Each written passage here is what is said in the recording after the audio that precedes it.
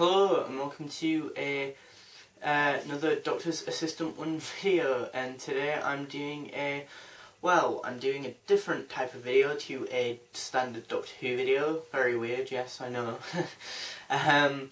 But just quickly thought about this on the fly. Aside from Doctor Who, I do like obviously other stuff, so and this is just a one-off type thing, and it's not to do with video games either, so yeah, you're wrong if you were thinking that, ha ha ha ha. But yeah, the thing I'm going to be talking about is, as you can tell by the title probably, me defending cartoons. Just a little quick disclaimer before I fully get into this video. If I come across like I'm not as enthusiastic or as sort of, I don't know, maybe like structured or well presented with points, it's because one, I don't have any notes, which in some of these sort of videos in the past I have had notes, and also it's been day 3 of college, so I've been quite stressed out with that today, so yeah, that might sort of affect this video in the sense that I might not be as bombastically happy, or, well, not happy, but as energetic and as sort of positive in this video as all my other ones, which is what I always try and present anyway, 110% sort of positive energy in that, because I think that's important when you do YouTube and whatnot, to resonate that positiveness and that, because it hopefully you know, makes you sound like you know what you're on about when actually you don't. But anyway, yeah, defending cartoons. Why I'm defending them? Well, purely because I like them, you know, purely because I like cartoons, and I think they're something worth, you know, defending against people who dislike them. I'm not saying people who dislike them should all like them, but I'm saying, you know, they should at least not be dismissive of my point of view, you know. They should at least sort of consider my point of view and whatnot, you know. And my point of view is that cartoons can be good for you, you know. There are cartoons like SpongeBob, let's say, and Fairy Odd Parents, where they're just for kids and they just mainly have stupid kid jokes. But there are also more and more, especially these days, cartoons where they can be pretty much a family show, you know. They can tell, you know, adults, young teens, older teens, young adults, old adults, you know, life important lessons, you know, about relationships, about, you know, how to cope with depression, mental illness, you know, and yet in a very fun and interesting and intricate, sort of vibrant, colourful way, you know.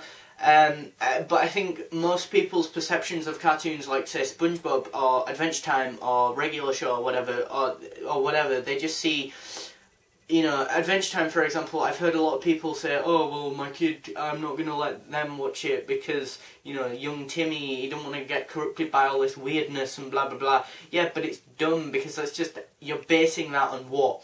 The aesthetic. So that's basically then also, I'm guessing you would say, oh, well, don't play, you know, Timmy, don't play with that kid because he looks different, you know, because he's only got one arm or something, you know, which is the most ridiculous thing ever.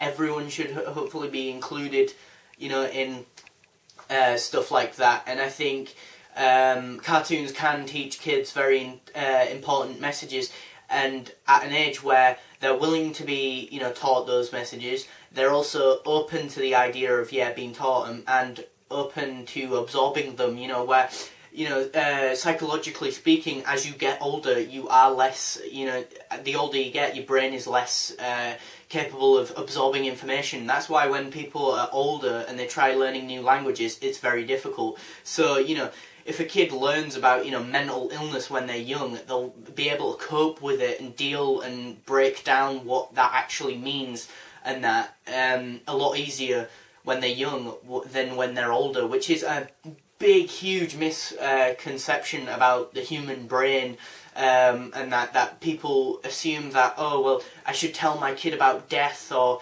about, you know, depression and you know, mental illness and all these negative type things in the world later in life because they'll be, you know, older and appreciate it more. Yeah, they might appreciate it more, but if you structured it in a way where, you know, it was accessible to them and they'd enjoy it and have that sort of message slipped in there, then yeah, then they can absorb it very easily, which again is a misconception. Most people think, oh well, when they're young they're just idiots essentially, and their brain is still developing. Yes, it's still developing, but because it's still developing, it's still very raw and can be filled with all sorts of information. And I think that's why cartoons are so good, especially Adventure Time and Regular Show. For example, Regular Show, they thought, all the characters thought a certain character was going to die or something, and so they were like all grieving and kind of, you know, sort of having to come to terms with this and that. Obviously by the end it was like a prank, but, you know, that is an important message, you know, and maybe one that most parents, you know, their kids at like 6, 7, 8 years old, you know, most parents will not have that conversation with their kids because obviously it's a very, you know, depressing and very, you know, not very nice, you know, thing to go through with your kid and that. But if a cartoon can do it for you, then yeah, that's good. But to then just say, oh, because it's just colourful and it's stupid, or it looks colourful and dumb and stuff, it's colourful and dumb, so, you know, you're not going to watch that. You have to watch, I don't know, play outside or do something proactive or whatever. Yeah, and I think that's a big thing in the West. You know, over here in the UK and America and Europe and whatnot, we just have this perception of cartoons being for kids and that's it, you know. And that just because they're done in an animated style, you know, which is ridiculous. You know, anime, for example, stuff in Japan, anime, just to confuse you more, is sort of grown-up-y stuff, you know, like Attack on Titan, Naruto, and Death Note, you know, 3 animes that I'm somewhat familiar with, mainly Attack on Titan, and then the other 2 a little bit more, or I mean a little bit less even. But as I say, the you know, they're very, you know, violent and whatnot, and have very intricate storytelling and development of characters and their arcs and how they interact with other characters and relationships, and, you know, how they're mentally feeling and whatnot. And yeah, and I think that's why we categorise anime, or their animation, Japanese animation, as anime, because it's like, it's like the same as SpongeBob animation and Fairy Odd Parents and Our Real Monsters, but it's like, you know, all this other shows like Luther and Dexter with an important message, but it's done in a cartoony way. What do we do? You know, that's what it's like in the UK and that. I mean, I appreciate anime is much more accepted over here in the West than it used to be in like the early and late 90s, I guess. But it's still very difficult even now, you know, for, you know, it's not mainstream, proper mainstream anyway. You know, you don't get every single, you know, you don't get those Jeremy Kyle people watching anime and Naruto and, you know, and Attack on Titan and whatnot. So yeah, I think, yeah, it's just weird because in Japan, anime, or the word anime means animation, so they class everything as animation. You know, Simpsons is anime to them. You know, so is Attack on Titan, so is Futurama, so is, you know, Our Real Monsters is anime to them, and so is, you know, I don't know, Regular Show, Adventure Time, Amazing World of Gumball, you know, Gravity Falls, Steven Universe, you know, it's all anime to them, you know, it's animation, you know, which I quite like, you know, how then it's like not discriminative, or discriminating even, I meant to say.